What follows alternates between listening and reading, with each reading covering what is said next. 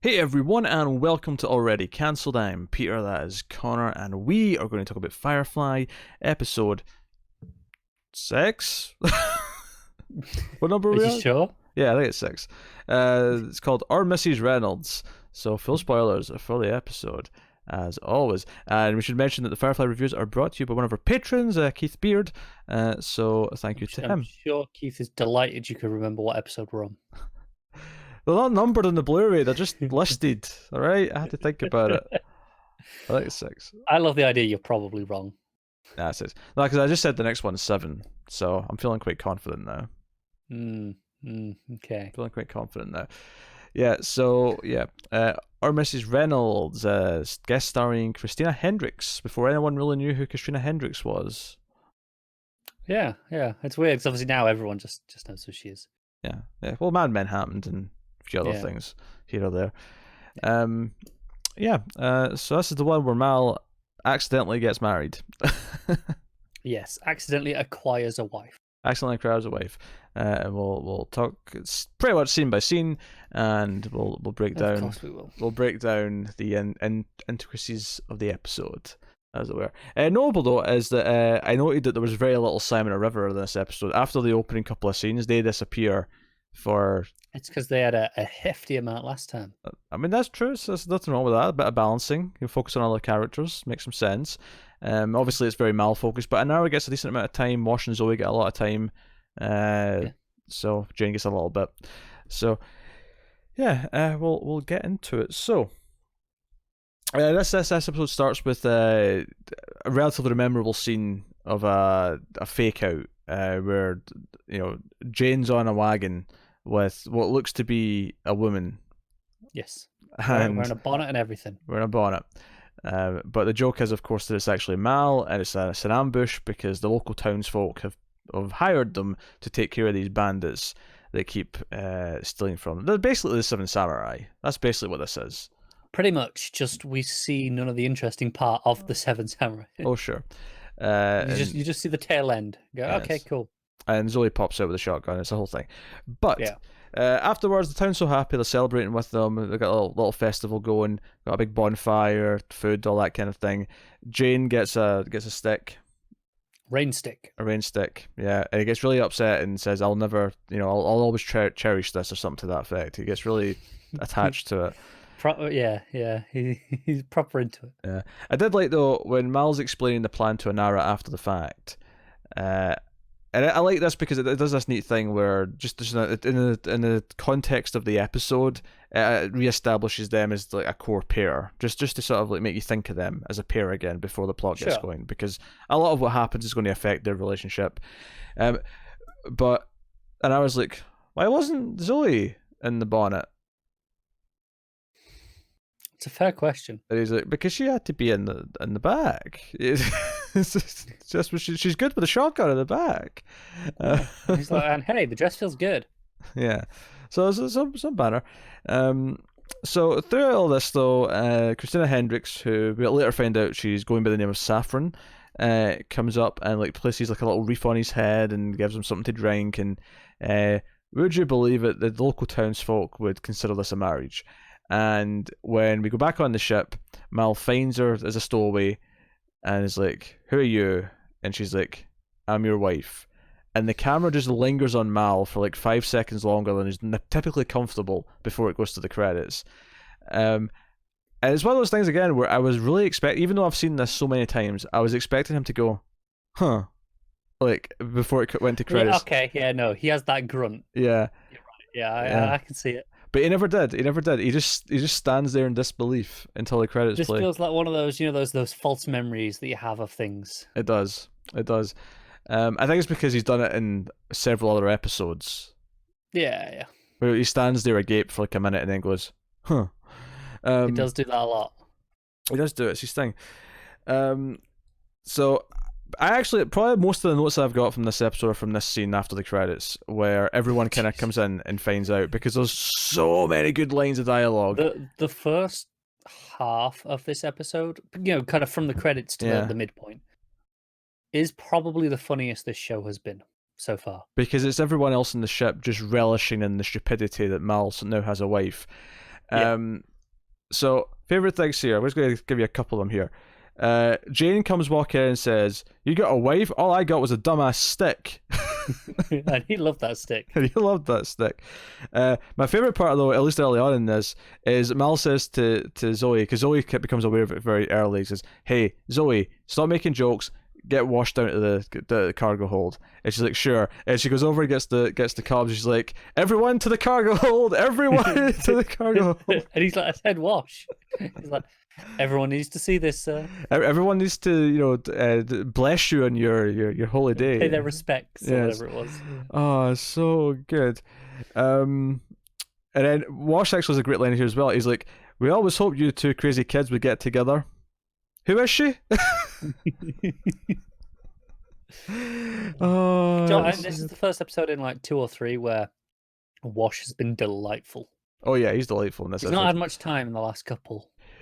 Joe is especially great in this. Is even before we get to the other important sort of beats in the scene, is that I was noticing throughout the scene as Mal's talking to, because he keeps saying things like "we're not married" or "get that idea out of your head" or whatever, and it's making Saffron upset. She's getting kind of teary eyed, and some of the others are trying to cheer her up. At one point, Anara kind of snaps, and one of the big things of the scene we need to talk about is Anara's reaction. And it kind of points out, just in case you didn't notice her reaction, the end of the scene is beautiful because Saffron runs off and Mal goes to talk to her, and someone says, "Are you sure it should be you going to talk to her, Captain?" And he's like, "Look, no, the way I see it, me and her have got something in common, but the only ones who don't think this is funny." But as he says that, he walks past Anara, who does not look like she's laughing. She is dead serious. Dead serious. But the one thing I want to point out, though, is that throughout this entire scene, if you pay attention to Zoe, even when she's not like talking or having dialogue in the scene, she's just constantly giggling in the background, or like she's bowing her head and Wash's shoulder because she's laughing so hard. It's actually really, it was really funny watching it and pay attention to it, because I was like, because usually your eye focus to whoever's talking, you just kind of like pay attention to what's going on in the scene. But she's actually giggling in the background, and she's not someone who laughs a lot in this show. She's not. She's typically very straight-faced. Very straight-faced. So Anara's reaction is the big thing here. The other big funny line here, though, is that Book gets the little encyclopedia and he explains why they're actually married. And Mal just kind of pauses and goes, "What does it say in there about divorce?" And Saffron just breaks down in tears. Yeah. The poor woman. Joss Whedon is a lot of the names in this show are like, some of them are just normal names, some of them are a bit uncommon, right? And Saffron, this was, obviously I'm familiar with the Spice, but this was the first time I'd seen it as a name for someone. And then years later I met someone called Saffron, and it was just weird for me. I was like, huh. This is a real name. I was like, never known anyone to actually be called this. But they're not young enough that they could have been named after this character. It had to have been given her independently. Yeah. She's only a couple of years younger than me. Yeah. Because now if I met like a Buffy or Cordelia, I'd be like, well, you're probably just named after the character on the show. These days, yeah, if they're young enough, definitely. Yeah, because it'd only have to be. You could probably be an 18-year-old now who could be named after one of those characters. Because the show is 22 years old, so I'm thinking just about. So I'm thinking someone's already a big enough fan that they name their kid that. So that has to be. I assume the show has to be on at least a few years before they're like, no, this is my favorite show. Yeah. So I'm going to name my kid. Yeah. Cordy. Just about. I'd agree. Yeah. Give or take. I mean. Yeah. If we're not there yet, we'll be there in a couple of years. Yeah. But yeah. So that was basically that scene, and he does go off to talk to her, and is basically, look, you're very fine, because she asks, like, you're going to kill me now. In fact, there's a line of dialogue from this scene that is one of those things where, and I didn't have to remind myself of it watching it again, I just always remembered this line of dialogue because it always stuck with me, is she's like, no, I've heard of like other, like wives where the men don't want them, they just kill them off, and Mal says, no, you don't stand for that. If someone tries to kill you, you try and kill them right back. Yeah. Line always stuck with me. But he's just like, we'll drop you off on this planet we're going to, and you can get some work there. And it is actually worth mentioning, she does say something along the lines of, no, I will not be a whore, or something like that. Yeah. It's like, just, no, that's fine. Factory or, out on the farm. On the farm. Because we actually learn later on that Mal's mum had a ranch on a planet called Shadow, which I noted down. Very unimaginative name for a planet. Yeah, there's a lot of planets in this world, though. So I mean, there is. I'm just, all of the rest of them have had fairly decent original sounding names. Shadow is the first one where I've gone, that's a bit of a boring cliche name. sure. But she's like, okay, but we're going to be on the ship for 5 days. I would like to try and be the best wife I can be in that time. And he's like, well, I'm not going to ask for anything, but go. The kitchen's in there. Go make yourself something to eat, kind of thing. She's like, I'll make you dinner. And then we probably get, which may be my favorite episode of the scene of the episode, is what I may say. Do you know what? There's some bits later that in any other episode would have been the funniest. But you have this. You have Shepherd Book, who, even because knowing what's coming, knowing what scene's coming right now, is even his entrance. Yeah, his entrance is even kind of funny, knowing what he's about to say, because he kind of just sort of like jumps into the scene, pops around the corner, doesn't he? And he's like, yes, you and your wife, blah blah blah. And he's like, and he basically is there to explain that, if you take advantage of this girl. And I didn't have to write this down. It's sexual advantage as well. He's like, not just in general. He's being specific. Specifically sexual. That's what he's talking about.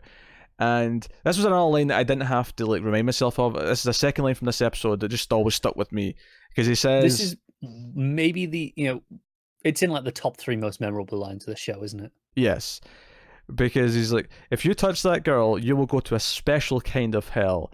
Where child molesters and people who talk at the theater go. Yeah. And, Mal's reaction is great. He's like, oh, you've got a smutty mind, Shepherd. I would do no such thing. How dare you, kind of thing. And he walks off. And Boog's kind of buying it, but he does this great thing at the end where he pops his head back around the corner and he's like, special hell. Yeah, it's like a special place. And it comes back later, actually, because later on, after he gets knocked out, when he kisses her, and they're all standing around talking about what's happened, it's like, oh, you were kissing her? Isn't that special? Oh, it's so good. Yeah. It's so good. This is one of the funniest. The idea that this religious man considers child molesting as serious as talking in the theater. I agree with him. He's 100% right. He's the most relatable shepherd. Before anyone comments, we're being facetious, right? Before anyone comments saying they're obviously not equal, of course they're not. We're cracking jokes because we hate people who talk at theaters. That's the joke. And we feel allowed to, because that's the whole point of the joke here. Yes, that's the joke. So there's a great scene after this as well, where Saffron's made Mal dinner, and he's sitting down to it. It's very nice, and Zoe and Wash come in, and they're just commenting on things, and again they're having a giggle about it. Wash says something like, "Oh no one's thinking you're up to no good, Captain. We're all just looking at each other and giggling incessantly." That's kind of what he says. But Zoe kind of changes her tune a little bit here, because Wash is like, oh, is that fresh? Whatever the food was, I can't remember what it was. He's like, oh, is there any more? And Saffron's like, oh, I didn't think to cook for your friends, but the supplies are out if your wife would like to cook for you. And he looks at Zoe with these eyes, and she's just like, he's like, no, of course not. She's quaint. Quaint. That's. I was trying to think. What's the word? Because it keeps coming back in this scene, doesn't it? Yeah, he comes back later, because when he looks upset later on that he's not got any food, he's like, quaint. She's quaint. But when Mal leaves and doesn't finish his food, he just slides the plate across. I think slides the plate across is a bit. You understand. He grabs that thing. Yeah. Although the other more important part here, though, that really sort of makes him go, oh, this is a bit far how extreme she is that he goes to, he's going to get a drink for himself, because he realizes, okay, there's some of this drink up and there's a pitcher. Hot cider, that's what it was. He's like, okay, I'm going to go and get some. I'll get you a refill, Mal, because he wants to get himself one. And Saffron snatches it out of his hand and goes, no, that's my job. So, also the other fire line from Zoe here is after he's not implied that he wants her to cook him dinner. It's just the look that he gives her. She's like, remember that time we were planning on having sex ever again?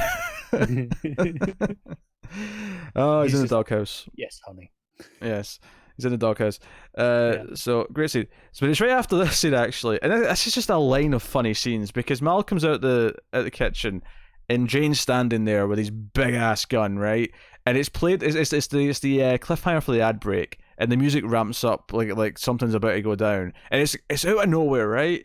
And it's actually perfect because when you actually get to the joke, it makes it funnier that it actually played it up like that. It was like da-da-da, right? Often those things are just misleading and annoying. This does make it funnier. Yeah, this makes it funnier. Where he comes in, he's like, "This gun, Mal, like 6 men were after me, and I killed them all." Yeah. This was the biggest guy that had it. Yeah, and I killed them all. It's my very favorite gun, and he hands it over to him. And he's like, he's listing all the features, like Yeah. extra mags, fast trigger. Yeah, and then he realizes, wait, you want to make a trade for Saffron, and he's like, yeah, you don't deserve what you got. No, and he's like, no. His response is, it's not trade, it's theft. like, this is way better than what you've got. And Mal's like, she's got a name. And he's like, so does she. I call her Vera.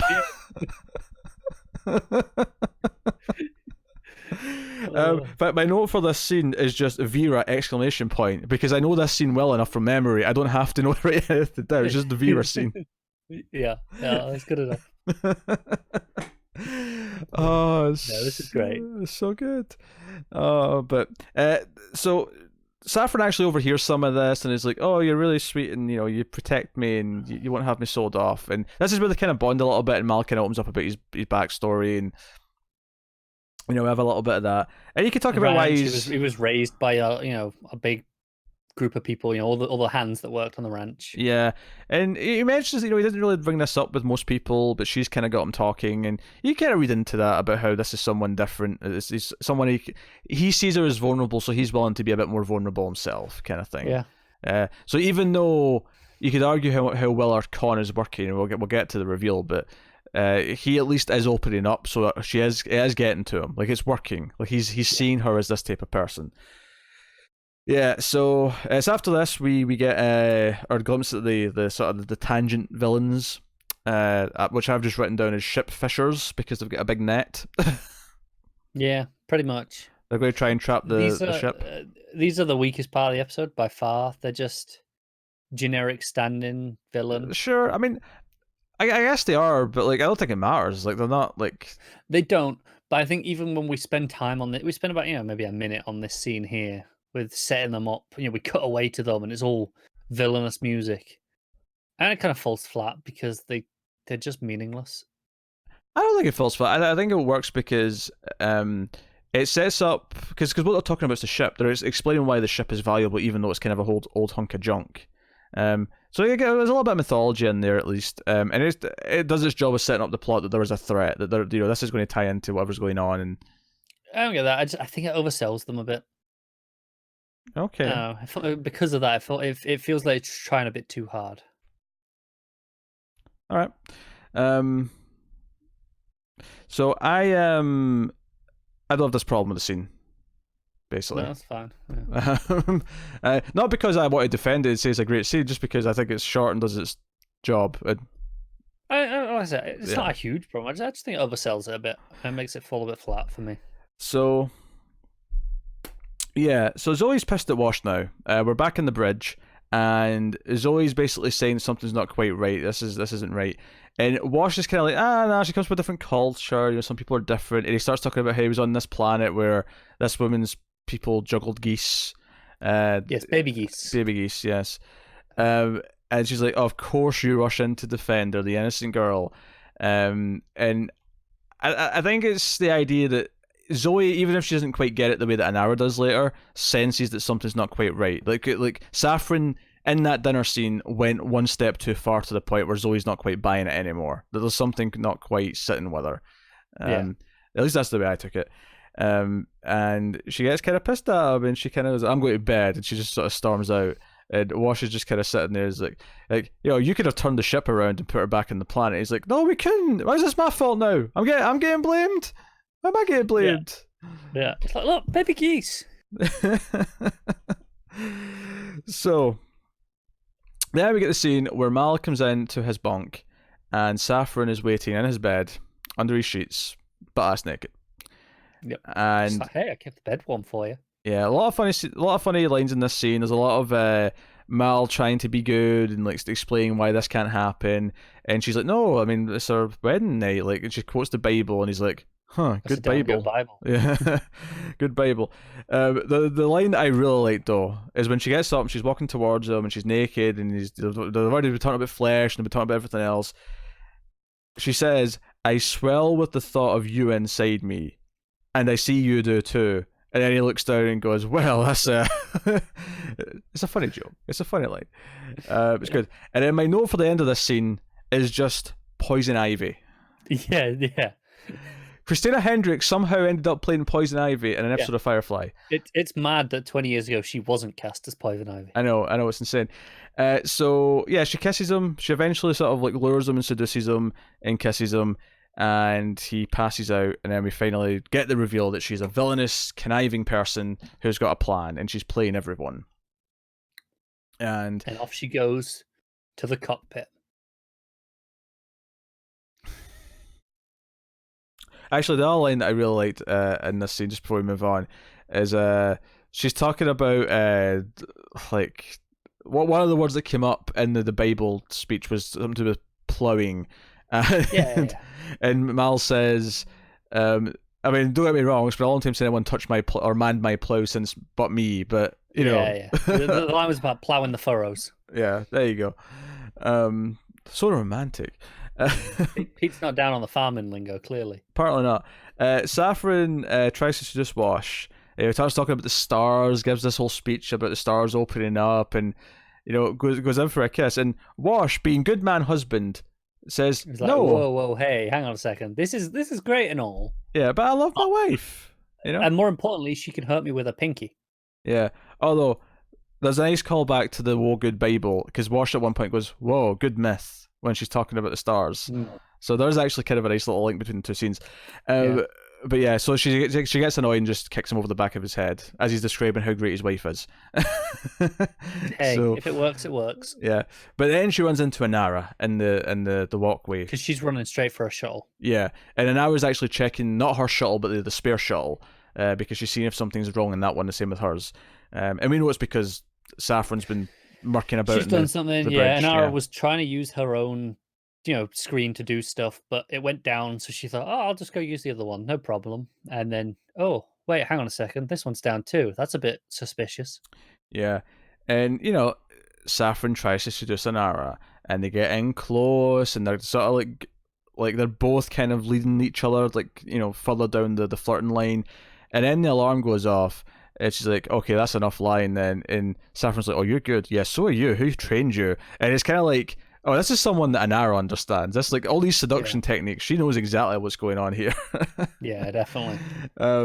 And she actually doesn't she gets knocked down and gets back up again. She ain't ever going to keep her down.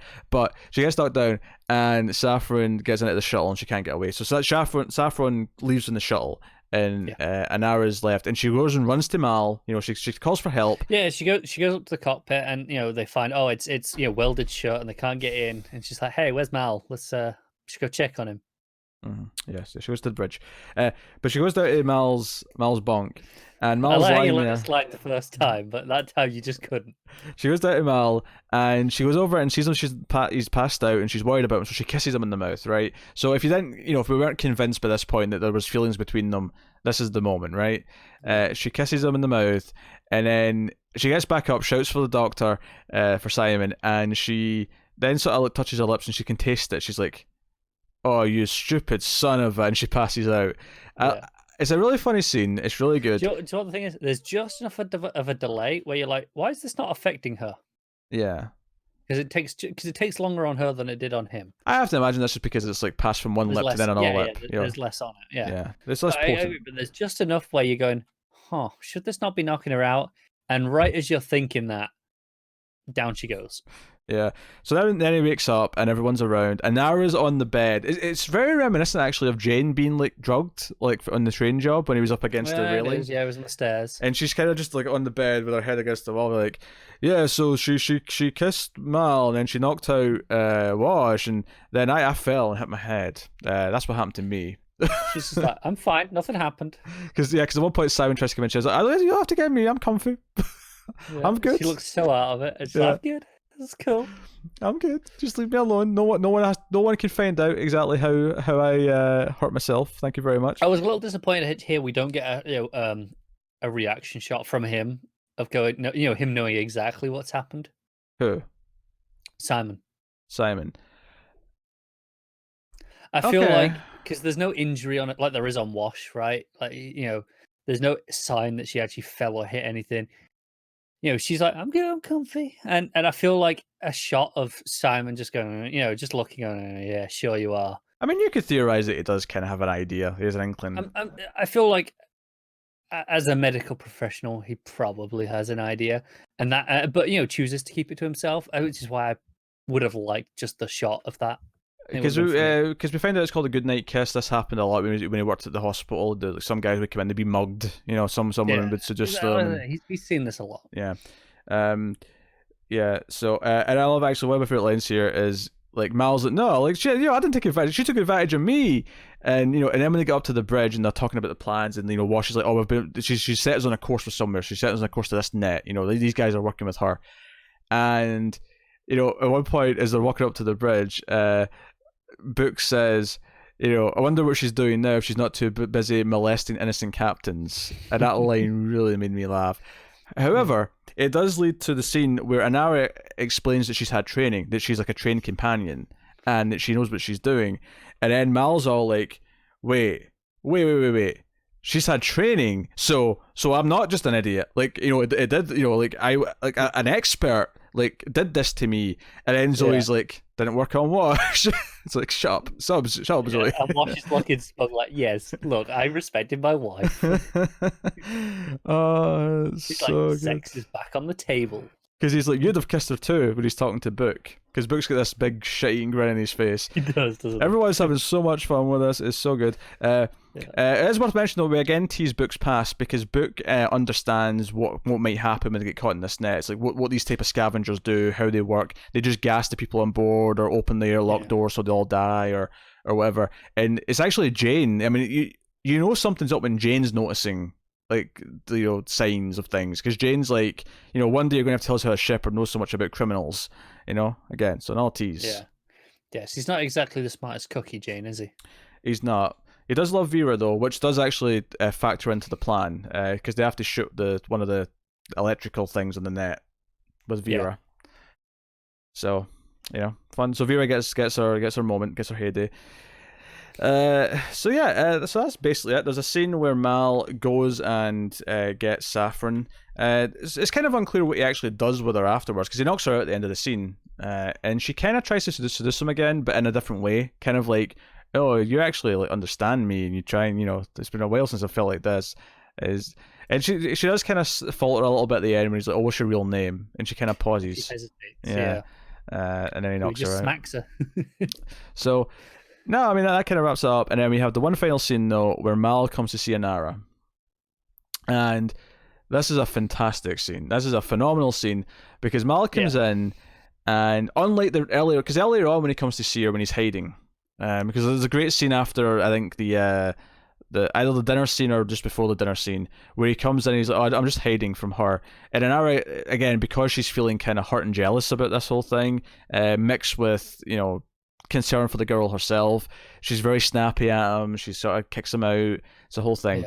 At the end of the episode, he comes in and she's like, oh, please come in, and she's very nice to him, and he says something to her like, oh, you're a very smart woman or something like that. He gives her a compliment, and she's very receptive to it. She says thank you, and he's like, so here's where I'm fuzzy.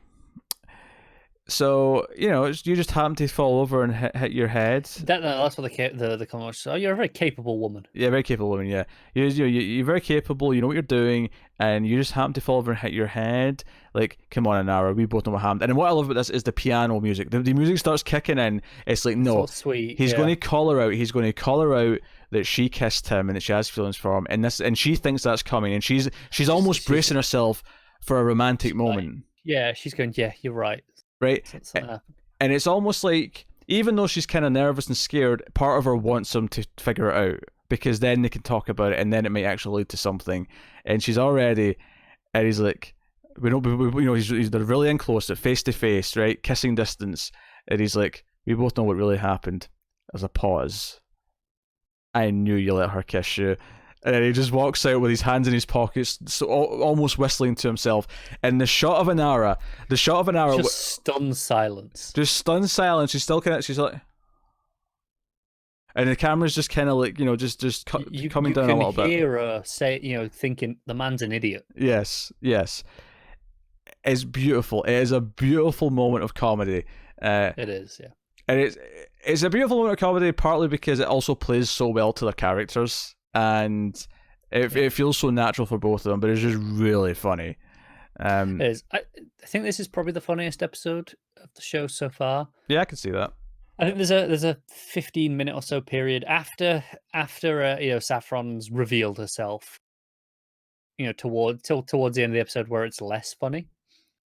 Not that there's no funny things in there, because there obviously is. Yeah, there's a lot of consistently funny stuff throughout this episode. But there is about a 15-20 minute period from the reveal of her on the ship and the credits to her revealing herself as being more capable, where it is something hilarious every single scene.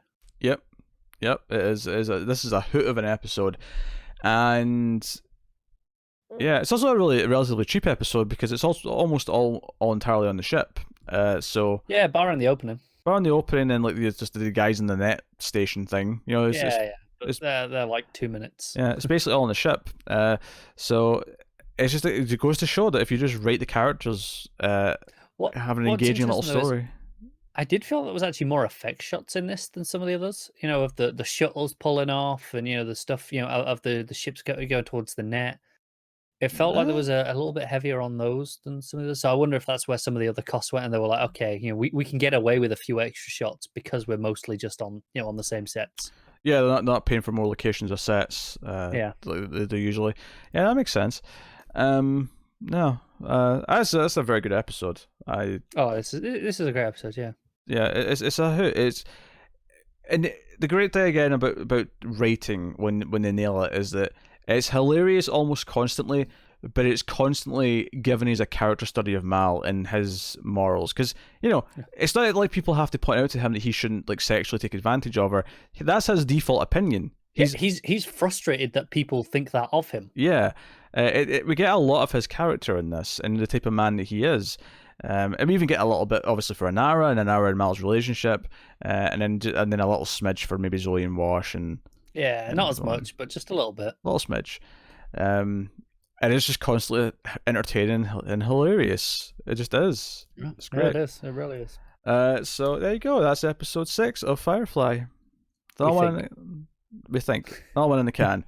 And then next time we will be coming to Janestown, which, from memory, is not as consistently funny as this, but it might have had the biggest laugh of the entire season in it. No, I agree. From memory, it's been a while. From memory, has some of the funniest things in the show. There's a point in that episode where someone starts singing a song where I remember buckling the first time I ever heard it. Yeah, I remember. Yes, so we'll get to that one next time. Classic. Yeah, the next one. Yes. Well, with a title like Janestown, I mean... how can it not be? How could it not be anything but? So that is episode 6. That is... or Mrs. Reynolds. So, interesting note, this is the only episode that when they did the Blu-ray got an additional commentary track. There was like 4 or 5 episodes with commentaries before. They did one extra one for the Blu-ray and it was this episode. So I just thought fair enough. I thought that out there. I always wished they'd done more. I was like, no, do another, like, double your number. There's only 14 episodes. Let's just do all of them. Come on. At this point, just fill in the blanks. You bastards. I don't think I've ever listened to any of the commentaries. I listened to all of them back in the day. It's been a while, but I did listen to them all way back when. I remember... I don't know if it was on an episode or if it was on Serenity, the movie commentary, but I remember Whedon talking about how he had like a weird, like, not spiritual awakening, because he's not spiritual, but like an awakening of like growing up watching Close Encounters of the Third Kind. I remember this little story. Well, I don't even remember it that well, but I remember him saying that, and it always just kind of stuck with me. Okay. So I'll give you a joke from the commentary from the first episode, Serenity. Sure. There's Nathan Fillion and Joss Whedon on the commentary track, and Nathan Fillion is praising some of the guest stars on the episode, and he says something along the lines of, "Yeah, I mean the show, like, you know, your show's dead in the water if you don't have good guest stars. Like, you know, it's not going to work. Like, you have to have them to build up the world." And then Joss Whedon responds with, "Yeah, and if your main actor doesn't work out, then you'll get cancelled after maybe 11 episodes." That's funny. That was So, good. Good burn. The sad reality is, I just don't have time to listen to sure, commentary tracks. Oh, I don't anymore either. There's too much media to consume. Yeah. That I don't have time to rewatch it for a commentary track. Yeah, that's sad because there are some great things on them. Almost all the commentaries I've ever listened to, I listened to them when I was still in high school. Yeah, okay. There's very few that I've listened to since high school. Yeah. Don't have time for that, do you? Handful. There's new movies to watch. There's new games to play. New things to read. No, always. So there you go. So yeah, once again, thank you to Keith Beard for sponsoring these Firefly reviews on Patreon. You can also sponsor shows on patreon.com/MailFuzzTV, where you can sponsor us for as little, or you can sponsor us for as little as $1. You sponsor us at the $10 tier, but you can donate and pledge on Patreon and support us for as little as $1 on patreon.com/MailFuzzTV, where you get these Firefly reviews a week early, as well as other things. You get exclusives, bonuses, all that kind of thing, and a lot of that is at the $1 tier. So go and have a look and see if you want to support us a little bit and feel warm and fuzzy on the inside. And you know, or feel shiny, feel goram shiny. Look at you getting all appropriate. I know. You can also support us, of course, by commenting, liking, subscribing, giving us a review on your iTunes or whatever. But you can get us on Twitter at @mailed_fuzz for channel updates. But otherwise, that is us. So thank you once again for watching or listening. We always appreciate it. Keep watching TV, guys. But curse your sudden but inevitable betrayal.